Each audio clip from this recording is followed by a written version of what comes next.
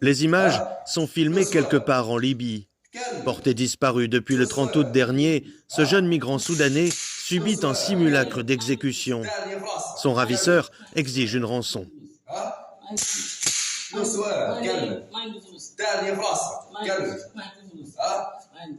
Quelques heures après la diffusion de la vidéo sur les réseaux sociaux, le père du jeune garçon a été enlevé à son tour par des hommes armés. Une famille déjà éprouvée depuis son arrivée dans le pays. Son histoire, tragique, reflète les multiples sévices subis par les migrants en Libye.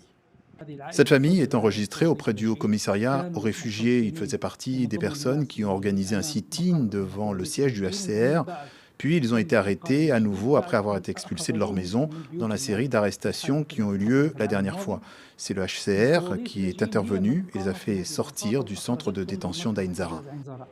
Ain Zara, une prison connue pour les exactions commises contre les migrants. Enlèvements, actes de torture et rançonnage y sont monnaie courante. Des faits confirmés par une enquête de l'ONU publiée fin juin. Dans les centres de détention dirigés par des milices pour le compte de l'État libyen, les migrants sont réduits à l'esclavage. Selon le rapport, ils y sont victimes de meurtres, de disparitions forcées, de tortures, de viols et d'autres actes inhumains. Des sévices et des trafics indirectement financés par l'Union européenne, qui soutient les autorités du pays pour intercepter et ramener en Libye ses candidats à l'exil. J'ai payé 1 400 $ pour aller en Europe et ils m'ont mis dans le bateau. Au bout d'un moment, nous sommes partis et la police libyenne est venue, nous a retenus et nous a renvoyés en Libye. Ce sont les Européens qui financent les Libyens pour arrêter la migration.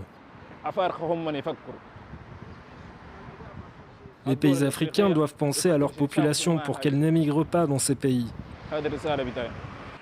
Selon l'Organisation internationale pour les migrations, depuis janvier, environ 13 000 personnes ayant tenté de traverser la Méditerranée ont été ramenées en Libye.